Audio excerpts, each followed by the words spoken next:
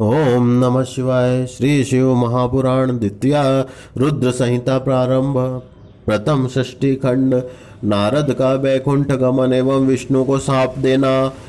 ऋषियों ने पूछा, है महाविद्वान सूत जी, जब शिव के गण अपनी इच्छा से चले गए तब काम से विघ्न नारद मुनि ने क्या किया? सूत जी बोले, शिव जी की इच्छा से मोहित मुनि ने उन दोनों को यथोचित शाप देकर जब जल में जाकर अपना मुख देखा तो बंदर की सी अपनी मुखाकृति को देख उन्हें विष्णु जी पर बड़ा क्रोध आया और सोचा कि यह तो उन्होंने मेरे साथ छल किया है। इस कारण वे क्रुद्ध हो विष्णु लोक को चले गए और बड़ी हुई अग्नि के समान वाक्य कहने लगे। शिव जी की इच्छा से उनका ज्ञान नष्ट हो गया था और वे गर्व से पूर्ण वचन बोल रहे थे।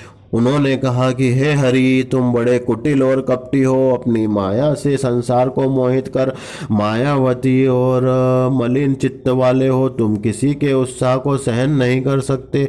तुमने पहले मोहिनी रूप धारण कर कपट किया और असुरों को अमृत न पिलाकर उन्हें मदिरा पिलाया। यदि महादेव जी की दया ना होती और वह विष का पान ना कर लिया होता तो तुम सब बहाने बाजों की सारी माया ही नष्ट हो चुकी होती है। विष्णु, तुमको कपटी चाल बड़ी प्यारी है, तुम्हारा स्वभाव अच्छा नहीं है। इसी से तो परमात्मा शिव जी ने ब्राह्मण को सबसे ऊपर कहा है। आजकल वे महादेव जी तुम्हारी चालबाजी सब पछताते हैं। इसलिए हे हरि, यह जानकर आज मैं उन्हीं शिव के बल पर शाप देता हूँ जिससे तुम फिर कहीं पर ऐसा कर्म ना करो, क्योंकि तुम बड़े निशंक हो, कारण कि कभी वेग वालों से तुम्हारा पाला नहीं पड़ा है।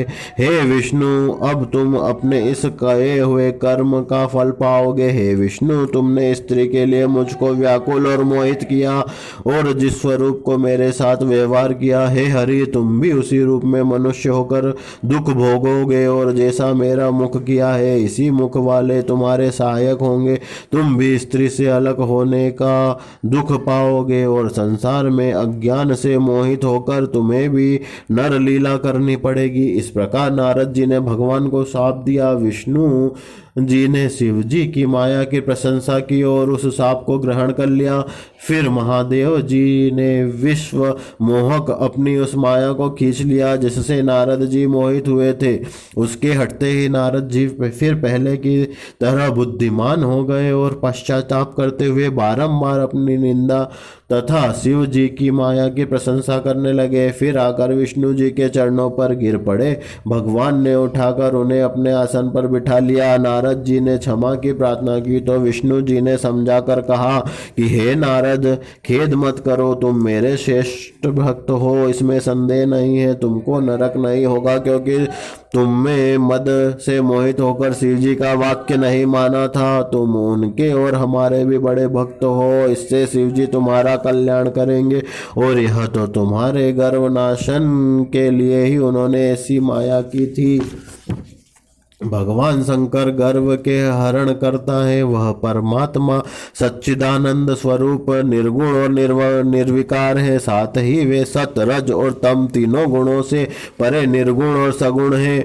उन्होंने ही मुझको जगत का पालक, विधाता, सृष्टा और रुद्र को सबका संहर्ता किया है। नारद, अब तुम्हारे लिए यही सुखद है कि तुम अपने सब संशय छोड़कर शिव की श्रेष्ठ यश का गान करो और अनन्य मति होकर सर्वदा शिव की सतनाम स्त्रोत का जप किया करो। इसको जपने से शीघ्र ही तुम्हारे सब पाप नष्ट हो जाएंगे। हे मुनि, शिव जी की पूजा से समस्त पाप नष्ट हो जाते हैं। अतएव तुम भी पैर से लेकर मस्तक पर्यंत अच्छी तरह भस्म लगाकर ओम नमः शिवाय मंत्र का जप किया करो।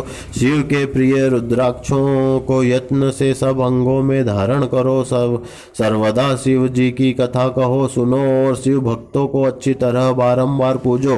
निरालस्य हो, सर्वदा शिव जी की शरण में रहो। शिव जी से स्वच्छ चरणों को हृदय में धारण करो और शिव के प्रिय आनंद वन में जाओ। वहाँ विश्वेश्वर ईश्वर को देखकर भक्ति से उनका पूजन करो तथा उनकी विशेष स्तुति और प्रणाम कर बंधन रहित हो जाओ। हे मुनि, इसके पश्चात आप चाहे जहाँ गमन करना, मेरे शासन में ब्रह्मलोक में जाना और वहाँ पर अपने पिता ब्रह्मा की स्तुति और नमस्कार करना तथा उनसे भी शिव जी का महात्म्य पूछना। वहाँ वे तुम्हें शिव जी के 100 नामों का स्त्रोत सुनाएंगे। हे मुनि, आज से तुम शैव हो जाओ, शिव जी तुम्हारा कल्याण करें। ऐसा कहकर शिव जी की स्तुति करते हुए उनका स्मरण और नमस्कार कर वे वहीं लुप्त हो गए।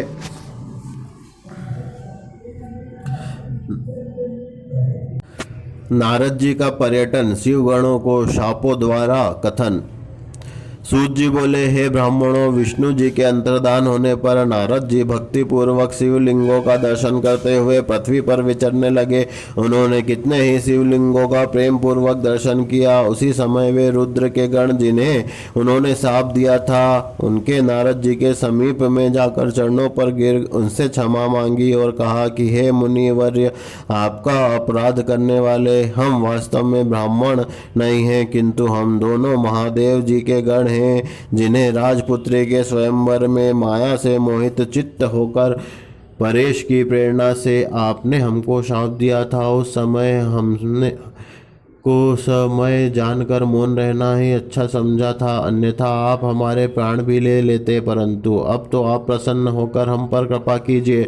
सूत जीव कहते हैं कि जब उन गणों ने भक्ति और आदर से इस प्रकार प्रार्थना की तो उनके वचनों को सुनकर पश्चाताप करते हुए मुनि ने कहा कि हे सत्पुरुषों, मैं मान्य महादेव जी के गणों, शिव जी की इच्छा से पहले निश्चय ही मेरी बुद्धि नष्ट हो गई थी, जिससे मोहवश मैंने तुमको शाप दे दिया, परंतु जो कुछ कहा गया वह तो होना ही है। तो भी हे गणों, सुनो, मेरे अपराध को क्षमा करो।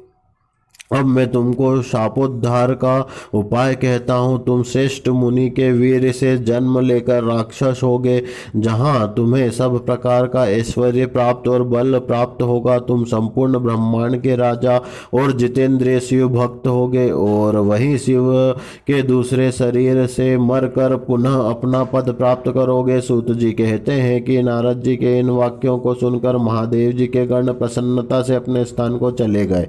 नारद जी भी शिवलिंगों का दर्शन करते हुए दूसरी ओर पृथ्वी का पर्यटन करने लगे। चलते चलते वे काशीपुरी में काशीनाथ जी के दर्शन करने गए, जो सबके ऊपर विराजमान शिव जी को प्रिय, शिव को सुख देने वाली और शिव रूपिणी नगरी है। उनके दर्शन करके वे कृतार्थ हो गए। वहाँ परम आनंद से उन्होंने काशीनाथ शिव का पूजन किया और उनकी महिमा वर्णन करते हुए प्रेम से विघ्न हो गए।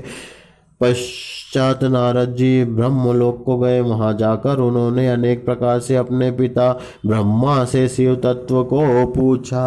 ओम नमः शिवाय। मिलते हैं अगले वीडियो में।